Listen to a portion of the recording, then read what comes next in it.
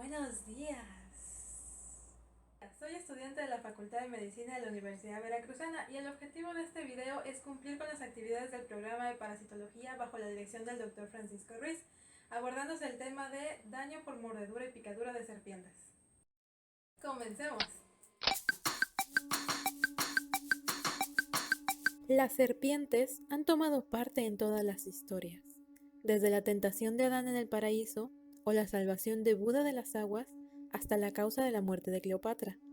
Podemos encontrarlas en representaciones de antiguas civilizaciones prehispánicas, como Quetzalcóatl, la serpiente emplumada, y también formando parte de la historia de otras culturas al otro lado del mundo, como la China y la India. Han sido estudiadas por muchos, veneradas por cientos y temidas por miles. Aún hoy en día son animales que provocan gran temor al hombre, pues además del terror que causa su mordedura, aún existe un gran desconocimiento y superstición acerca de estos animales. Las serpientes pertenecen a la clase Saurópsida, antiguamente llamada reptilia, del orden Squamata y suborden Serpentes. Las familias que contienen la mayor cantidad de especies de serpientes venenosas son Crotalidae, Viperidae, Elapidae, Hydropidae y una pequeña parte de la Colubridae.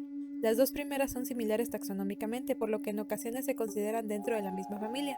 En México se conocen unas 579 especies, de las cuales solo el 21% posee venenos que afectan al hombre. Veracruz es uno de los estados con mayor diversidad ofidiofaunística, albergando a 115 especies.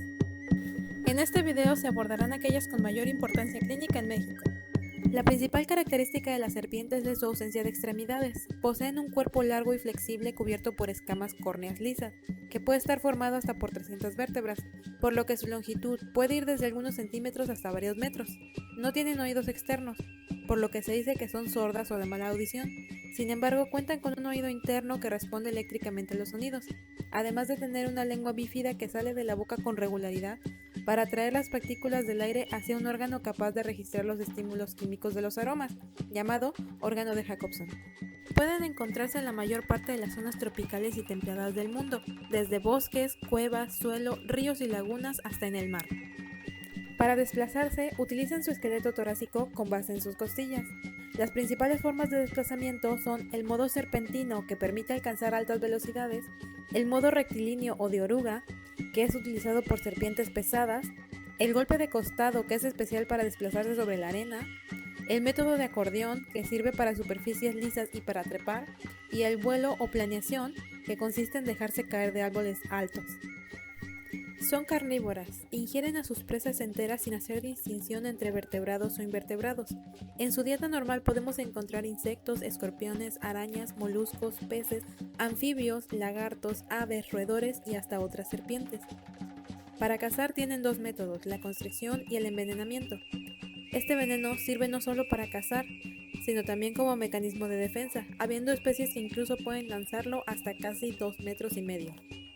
Todas las serpientes poseen glándulas productoras de veneno, llamadas glándulas de Duvernoy, que filogenéticamente son equivalentes a las parátidas en los mamíferos. Normalmente poseen una mala visión que se compensa con receptores termosensibles, presentes en una estructura llamada foseta loreal, localizada entre la narina y el ojo o en los orificios labiales. Esta estructura es sensible a rayos infrarrojos y detecta variaciones en la temperatura, lo que le es útil para cazar de noche.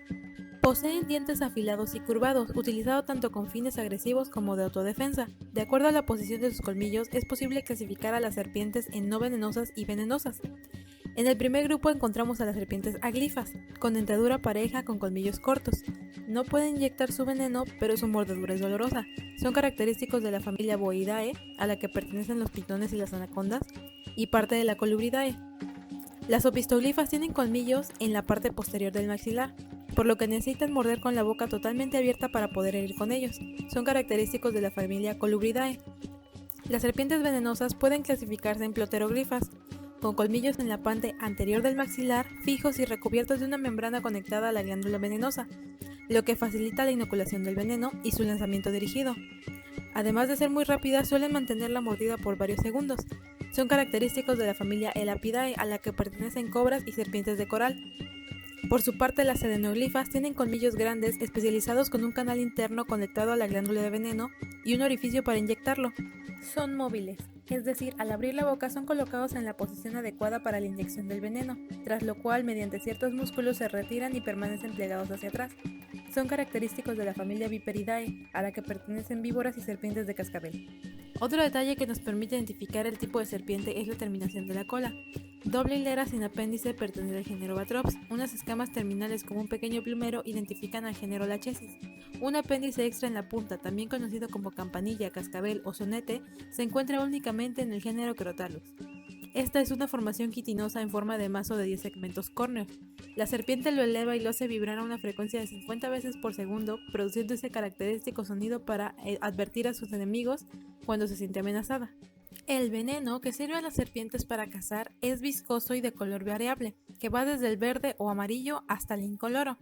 Es una mezcla compleja de proteínas y enzimas, dentro de las cuales se incluyen las enzimas proteolíticas, como las proteasas, peptidasas, hidrolasas y proteinasas. Estas favorecen la digestión de proteínas tisulares. La fosfolipasa A y B son causantes de citotoxicidad, mionecrosis, hemólisis intravascular y neurotoxicidad. Las calcreínas causan el aumento de la permeabilidad capilar, edema y necrosis. Además de esto causan dolor, pero también la relajación del músculo liso, hipotensión arterial pudiendo llegar al shock y a la muerte. Las tromboserpentinas generan trombinas anómalas y coágulos inestables. Las mioxinas tipo crotaminas producen cambios histológicos profundos e inclusive la muerte celular en las fibras musculares. También inducen la parálisis de los miembros. Las fibrogenasas activadoras del factor X consumen el fibrinógeno y provocan la coagulación intravascular diseminada. Las hialuronidasas degradan el tabique intercelular y favorecen la difusión de las demás enzimas y la progresión del edema. Las metaloproteasas degradan el tejido conectivo, causan necrosis, infección, sepsis y la pérdida del miembro afectado. Las acetilcolinesterasas alteran la transmisión neuromuscular. La fosfodiesterasa desnaturaliza el DNA y el RNA. Y las crotoxinas son neurotóxicas y cardiotóxicas. Por lo tanto, podemos clasificar estos efectos en 8 grandes grupos: citotóxicos e inflamatorios, hemolíticos, trombóticos hemostáticos, miotóxicos, cardiotóxicos, nefrotóxicos, neurotóxicos y de anafilaxia. Tipos de serpientes y su veneno. Dentro del género Botrops encontramos a la nauyaca. Habita en lugares húmedos con vegetación, al margen de los ríos, áreas cultivadas o lugares con alta proliferación de ratones. Tienen hábitos nocturnos y son muy agresivas, por lo que los accidentes suelen ser graves. Es responsable de casi el 50% del total de las mordeduras en México. El veneno es anticoagulante, necrosante y vasculotóxico, con una fuerte acción citolítica, hemolítica y proteolítica, lo que trae consigo una destrucción impresionante y provoca hemorragias en la herida y las mucosas. También consume el fibrinógeno y suele quedarse estático en un sitio para producir necrosis cística. Cuando hablamos del género Crotalus, nos referimos a las serpientes de cascabel, fácilmente reconocida por la característica estructura en la cola. Suele habitar zonas secas o pedregosas y se alimenta principalmente de roedores. Es agresiva, pero menos en comparación con las Botrops. Sus colmillos son retráctiles y muy penetrantes. Su veneno es neurotóxico, miotóxico y hepatotóxico, conteniendo citotoxinas y coagulantes. Causa trastornos sistémicos y, en casos graves, parálisis flácida de los músculos respiratorios e insuficiencia renal. No causa necrosis. En el género Aquistrodon se encuentran las serpientes de Cantil y mocasín. Habitan principalmente en bosques tropicales y sabanas, aunque algunas pasan gran tiempo en el agua. Su cuerpo puede tener una longitud de 80 a 120 centímetros. El color puede variar, aunque la mayoría es de un tono café o negro, con bandas más oscuras, además de líneas y manchas blancas. Utilizan el movimiento de su cola para simular un gusano y atraer a sus presas, o cazan en el agua. Es muy agresiva, su mordedura es similar a la de los Crotalus, su veneno tiene propiedades hemolíticas y necróticas y casi siempre viene acompañada de infecciones agregadas. Los géneros Micrurus, Micruroides y Leptomicrurus contienen a todas las serpientes corales y coralillos verdaderos. Se les llama verdaderos pues son las serpientes venenosas. Las falsas corales imitan la apariencia y en ocasiones el comportamiento de los corales, pero no tienen veneno y pertenecen a la familia Colubridae. A este fenómeno se le conoce como mimetismo. 17 de las serpientes venenosas que existen en México son coralillos. 5 de ellas pueden encontrarse en el estado de Veracruz junto con unas 14 coralillos falsos, por lo que son comunes las confusiones entre ambas. Comúnmente se dice que es posible reconocerlas por el patrón de anillos de colores que ostentan, aunque realmente esta diferenciación no es tan confiable. La relación surgió por la observación de la mezcla de 3 colores que muestra la Micrurus diastema, una especie muy común en Veracruz, pero en realidad no se le consideró la variación que existe. Por ejemplo, el Micrurus elegans tiene una coloración muy distinta a la que estamos acostumbrados a ver al pensar en un coralillo. Esto representa un problema, pues la identificación de una serpiente es un punto vital para establecer el tratamiento y muchas veces no es posible distinguir más que los anillos de colores. En cuanto a sus características, su cuerpo es pequeño, de menos de 100 centímetros en promedio, con un cuello poco diferenciado y anillos de colores vivos. Tienen hábitos tanto vespertinos como nocturnos, lo que incrementa el riesgo de mordedura.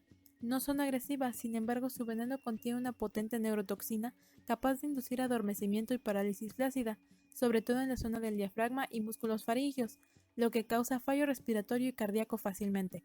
Debido a esto, del total de casos de envenenamiento por coralillo, aproximadamente 40% de ellos son letales. Sin embargo, no causan necrosis ni coagulación. El género Hydropidae comprende el grupo de serpientes marinas. Son serpientes de cuerpo comprimido que miden de 70 a 75 centímetros, cola más comprimida y ancha que asemeja una aleta, cabeza alargada, hocico redondeado, ojos pequeños y es de un llamativo color verde oscuro y una franja amarilla en los costados. La mayor parte de estas especies habita en los mares de China, Indonesia y Australia. En México solo se ha encontrado una, la Pelamis plantarus, y habita en Baja California y a lo largo de la costa del Pacífico. Los accidentes son muy raros y afectan sobre todo a pescadores o trabajadores de herpetarios. Su veneno contiene fuertes neurotoxinas. En algunas, una gota de veneno puede matar hasta a 6 individuos. Se denomina como accidente ofídico a cualquier lesión cutánea causada por la mordedura de una serpiente seguida de la inoculación de una sustancia tóxica o veneno, misma que daña los tejidos y provoca alteraciones de grado variable. Normalmente, estos accidentes ocurren por invasión del hombre a su hábitat o porque las serpientes buscan refugio y alimento en viviendas humanas.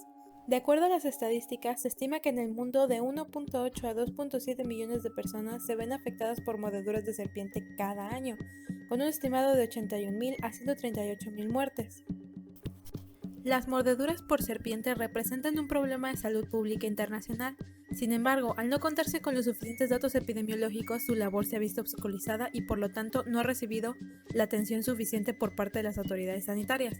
Por esta razón, en el 2017, la OMS la nombró como una enfermedad de categoría A en su lista de enfermedades tropicales desatendidas, lo que ayudó a ganar reconocimiento para la atención de este problema. La población que más se impacta es la de género masculino, de 15 a 44 años y con una ocupación en el campo, como agrícola, petrolera, minera, forestal, pesca o caza. También actividades recreacionales como los zoológicos, aunque también impacta a estudiantes, personas dedicadas a las labores del hogar, entre otras actividades. Incluso un bajo índice corresponde a las personas que tienen una serpiente como mascota. En México, las zonas con mayor incidencia son Veracruz, Puebla, Tabasco, Chiapas, Oaxaca, y aquellos con las mayores tasas de mortalidad por ofidismo fueron nuevamente Veracruz y Oaxaca, además de Tabasco, Hidalgo y San Luis Potosí. La mayoría de las mordeduras suelen encontrarse en los pies o tobillos, aunque también es posible que sucedan casos en los muslos y las manos. Muy rara vez suceden en la cabeza. Normalmente suceden alrededor del atardecer cuando las serpientes son más activas. Los casos suelen incrementarse en época de verano y primavera. Al encontrarnos con una persona que fue mordida por una serpiente, es importante establecer el grado de envenenamiento que presenta para así establecer el tipo de manejo y tratamiento más adecuado. Para esto se consideran los grados establecidos por Christopher y Rodning. En el grado 0 solo se muestran huellas de colmillo, sin ningún signo ni síntoma, es decir, no hay envenenamiento. En el grado 1 hay huellas de colmillos, dolor intenso y edema solo alrededor de la herida, sin síntoma sistémico. Se considera un envenenamiento leve. En el grado 2 se presentan huellas de colmillos, dolor severo hasta la raíz de la extremidad, edemas de 15 a 20 centímetros, náuseas, vómitos, taquicardia, hipotensión arterial, diplopia, parestesia perioral y pueden producirse adenopatías, equimosis y linfaringitis. Este estadio presenta anormalidades en los estudios de laboratorio y se considera un envenenamiento moderado. En el grado 3 hay más de 100 miligramos de veneno en seco dentro de la persona, por lo que además de las huellas de colmillos, tendremos dolor severo, edemas de 30 centímetros o más que abarcan casi toda la extremidad, petequia, sangrado y o coagulación intravascular. Puede presentarse falla renal aguda, rhabdomiosis, insuficiencia respiratoria y trastornos neurológicos. Si este estado no es tratado, evoluciona hasta el coma y la muerte. Finalmente, el grado 4 tiene características muy marcadas de un envenenamiento múltiple, signos y síntomas anormales en todas las categorías y anormalidades severas en los estudios de laboratorio. Requiere cuidados de terapia intensiva. Los signos y síntomas generales del envenenamiento por mordedura de serpiente son huellas de colmillos que pueden o no estar acompañadas de inflamación y dolor, edema local, reacción eritematosa, equimosis, linfadenopatías, vértigo, hipertermia, náuseas, vómito, debilidad, somnolencia, diaforesis, dificultad para hablar, oír y deglutir, visión borrosa o ceguera, hemorragias múltiples, hematemesis y necrosis tisular. Es importante recalcar que el cuadro clínico va a depender del tipo de serpiente. Si la mordedura es causada por una serpiente Botrops o Nauyaka, los primeros síntomas son locales. El dolor es de aparición rápida con sensación de quemadura. Hay coloración y edema deformante en la zona, además de tener hilos de sangre que salen de la herida. La hemorragia local y sistémica emanando de cualquier parte del cuerpo es el cuadro que caracteriza esta mordedura. Se presenta taquicardia con pulso débil, fiebre, sudoración profusa, polidipsia, vómito, diarrea, dilatación pupilar y necrosis del tejido con pérdida de regiones anatómicas, lo que puede llevar a un estado de choque y a la muerte. El tratamiento consiste en la aplicación del suero antibotrópico y de manera quirúrgica retirar el material necrótico. No se usa ligadura, se debe facilitar la circulación. El envenenamiento por Crotalus o serpiente de cascabel produce en los primeros 10 minutos inflamación, edema y dolor local. Hay un cambio de coloración y equimosis que evoluciona a petequias y vesículas hemorrágicas. El afectado presenta náuseas, debilidad, sudoración, trastornos sistémicos como lipotimia, sensibilidad en los ganglios linfáticos y hormigueo en boca o piel cabelluda. La hemoglobina, volumen sanguíneo y plaquetas se ven disminuidos. En casos graves hay reacciones de sensibilidad, parálisis de los nervios craneales y de los músculos respiratorios, lo que causa asfixia o bien evoluciona a insuficiencia renal aguda. El tratamiento requiere una ligadura en el sitio y en corazón, la desinfección de la herida con un lavado enérgico y una incisión para extraer la ponzoña que queda en los tejidos, todo antes de 30 minutos. En caso de mordeduras por Aquistrodon, su mordedura causa un edema hemorrágico similar al del Botrops y ligeramente hemolítico y necrótico. El afectado presenta un dolor e inflamación local, vértigo con pérdida de equilibrio, pulso débil, tensión arterial baja, sudoración profusa, palidez cadavérica, fiebre, vómito, dificultad para hablar o deglutir y manifestación de choque. Es mortal en casos severos. Su tratamiento es la aplicación del antiofídico correspondiente y el adecuado control de los signos manifestados. En caso de envenenamiento por elápidas, es decir, corales y coralillos, los 10 primeros minutos se caracterizan por dolor leve e inflamación lenta de manera local. Posteriormente comienza a manifestar equimosis, visión borrosa, tosis o descenso palpebral, debilidad muscular, somnolencia, náuseas, parestesia bucal, vómito, cialorrea y diaforesis. Hay un descenso en la tensión arterial y dificultad para respirar. Puede llegar hasta las convulsiones. El envenenamiento se considera grave cuando se observan signos neurológicos durante la primera hora. Su tratamiento es a base del suero polivalente anticoralillo, con el debido control de la tensión arterial, uso de respiración artificial, tratamiento de insuficiencia renal, suero antitetánico y antigangrenoso. Si hay una infección secundaria, se usan antibióticos de amplio espectro. Si se diera el caso de una mordedura por serpiente marina, el dolor alrededor de la herida sería poco y no habría inflamación. Conforme evoluciona, se empieza a presentar dolor pero en el músculo esquelético, en especial durante el movimiento. El envenenamiento como tal se manifiesta una hora después con ansiedad, salivación excesiva y letargia, a lo que le siguen parestesias en lengua y boca, dificultad para deglutir, trismo, debilidad en los músculos extraoculares y dilatación pupilar. Si no es tratada, pueden aparecer convulsiones o parálisis de los nervios craneales y respiratorios, lo que conduce a la muerte. A pesar de esto, no se pierde la lucidez mental en ningún momento. En este caso, la mioglobinuria ayuda a su diagnóstico. La gravedad del cuadro clínico, su desarrollo y el desenlace van a depender de el género, especie y característica de la serpiente, lugar y profundidad de las mordidas. Una mordida en la cara o en el cuello tiene un mayor riesgo de comprometer las vías respiratorias en comparación a una en el brazo. Por otra parte, mientras más profundas sean, es más probable que el veneno se disemine y se extienda. El número de mordidas. Múltiples mordidas implican mayor cantidad de veneno y mayor gravedad. La cantidad de veneno inoculado. Talla, edad y estado de salud del afectado. Los niños por su tamaño reciben una mayor proporción de veneno. Los ancianos e inmunodeprimidos presentan mayor riesgo de complicaciones. Sensibilidad al veneno. Es más grave su efecto en sujetos hipersensibles. Tiempo transcurrido desde que sucedió el accidente ofídico. Contaminación microbiana agregada, rapidez y efectividad del transporte y del tratamiento de urgencias. El retraso en la instauración del tratamiento correcto puede traer consecuencias irreversibles. ¿Qué hacer ante la mordedura de una serpiente? Primero que nada, se debe limpiar la herida con agua y con jabón para eliminar el veneno y contaminantes superficiales. Se deben retirar anillos, pulseras u objetos que dificulten la circulación. Es necesario inmovilizar al paciente y la zona afectada en posición horizontal manteniendo este reposo y trasladar a la persona rápidamente a una institución médica para administrar el antiofídico lo más pronto posible. Se debe realizar una limpieza con antiséptico, normalmente permanganato de potasio. Es importante la hidratación con suero fisiológico y control del equilibrio hidroelectrolítico, especialmente en mordeduras de crotálidos. Por otra parte, también se induce la diuresis por medio del manitol para evitar los daños renales. Es vital la profilaxis contra el tétanos, pues usualmente existe la presencia agregada de la bacteria Clostridium, lo que puede complicar la gangrena. Asimismo, el uso de antibióticos en caso de infecciones bacterianas agregadas. En caso de presentarse abscesos, pueden drenarse de manera quirúrgica. No hacer cortes en el sitio de la mordedura. Esto en el mejor de los casos solo elimina el 20% del veneno, pero produce una mayor probabilidad de infecciones añadidas o puede lesionar alguna estructura importante, condicionando una hemorragia persistente. No succionar el veneno con la boca. Esto es una falacia, ya que la absorción del veneno es inmediata y no ha sido demostrada su utilidad en humanos. No realizar torniquetes ni nada que dificulte la circulación del miembro afectado, pues complica más la circulación linfática del sitio de la mordedura, condicionando una mayor morbilidad y favoreciendo necrosis, fibrinosis, compresión de nervios periféricos y envenenamiento local. Además, al ser retirado puede desencadenar un envenenamiento masivo si no se ha administrado previamente el antiveneno. No levantar zona mordida por arriba del nivel del corazón. No aplicar hielo en el sitio de la mordedura. No alterar ni apresurar al enfermo. No ingerir bebidas alcohólicas o fermentadas, pues aceleran la diseminación de la ponzoña.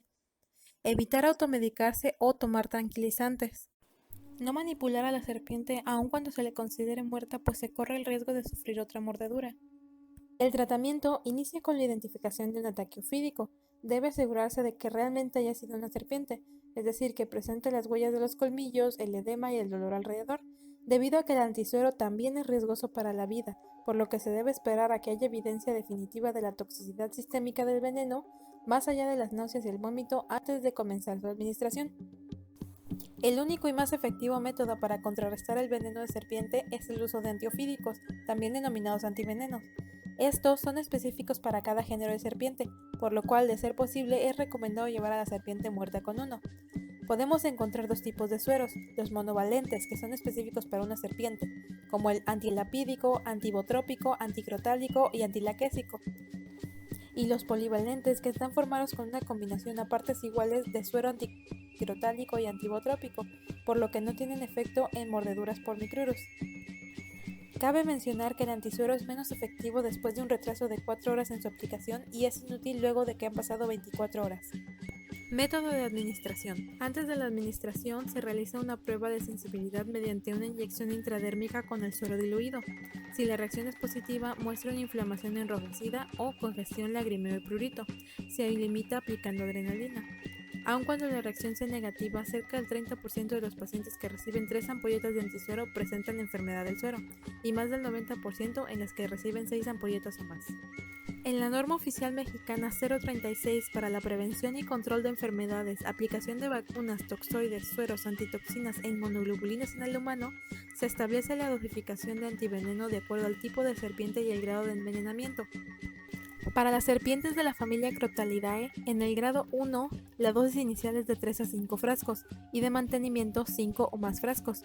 En el grado 2, se administra de manera inicial 6 a 10 frascos y 5 o más de mantenimiento. En el grado 3, se administran de 11 a 15 frascos de manera inicial y 6, 8 o más frascos de mantenimiento. En el grado 4 se administran 16 frascos en dosis inicial y 8 o más frascos de mantenimiento. Las dosis en niños son más elevadas que en adultos, como se puede apreciar en la tabla. Para serpientes corales y coralillos solo se consideran 3 grados. El grado 1 o leve inicia con una dosis de 2 frascos y una de mantenimiento de 2 frascos o más. En el grado 2 o moderado se inicia con 5 frascos y se mantiene con 5 o más frascos. El grado 3 o severo inicia con 8 frascos y se mantiene con 8 o más frascos. Nuevamente, en los niños la dosis inicial y de mantenimiento es un frasco mayor que en los adultos. Durante el tratamiento es vital mantener ciertos cuidados generales, empezando por la vigilancia de la presión arterial, pulso, respiración, presión venosa central, hematocrito, metabolitos de la hemoglobina en la orina y gasto urinario por sonda. Por lo que si es requerido, se administra fibrinógeno humano intravenoso o transfusión de plaquetas. o se restringen los líquidos y electrolíticos para tratar una insuficiencia renal. Si se presentan convulsiones o parálisis respiratoria, se aplica la respiración artificial. Asimismo, es importante observar la zona de la mordedura.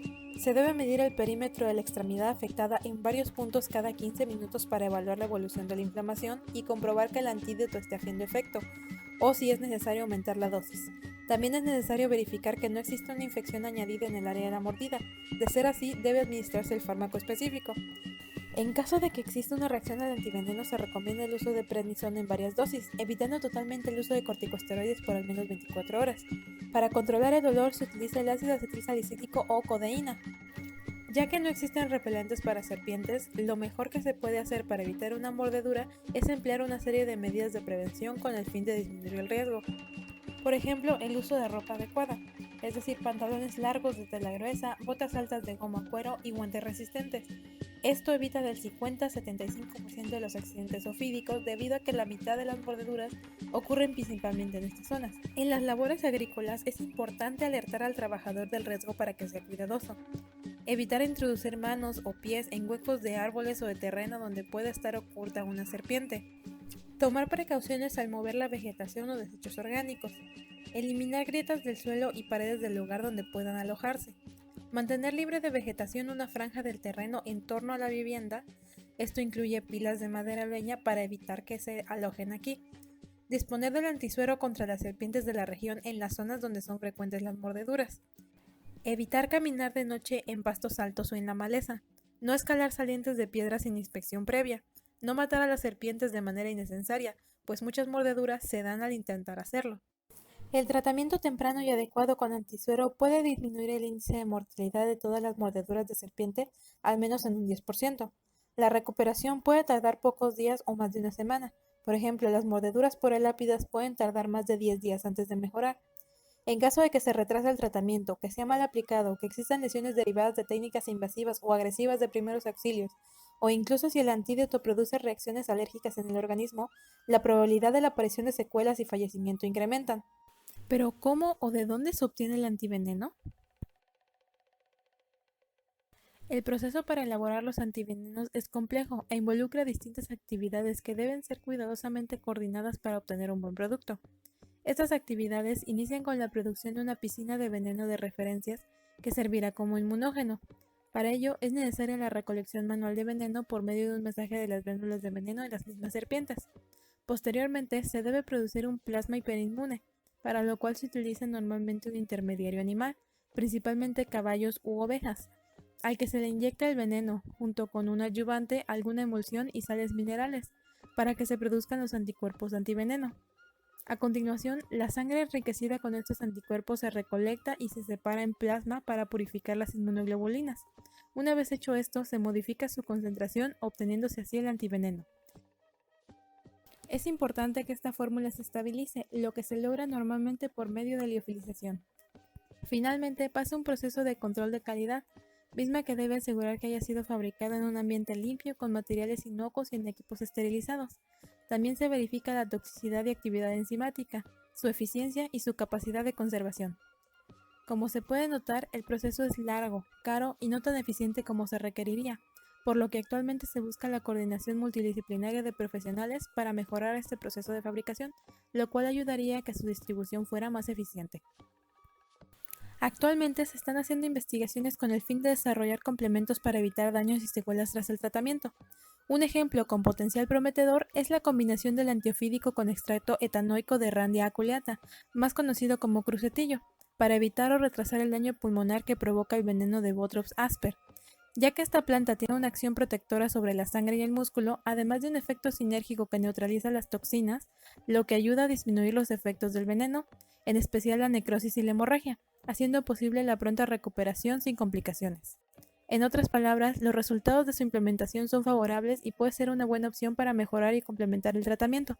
Hemos hablado mucho de las afecciones que causan las serpientes y su mordedura. Sin embargo, no solo tienen efectos negativos. Los venenos de serpiente tienen propiedades para usos médicos, por ejemplo, para el desarrollo de medicamentos para la hipertensión, tienen propiedades anticatenarias y contienen desintegrinas, las cuales tienen prometedoras cualidades para su aplicación contra cáncer, diabetes, osteoporosis e inflamación, entre otras cualidades con potencial farmacológico que actualmente se encuentran bajo experimentación. Además, como depredadores mantienen el equilibrio de población de roedores.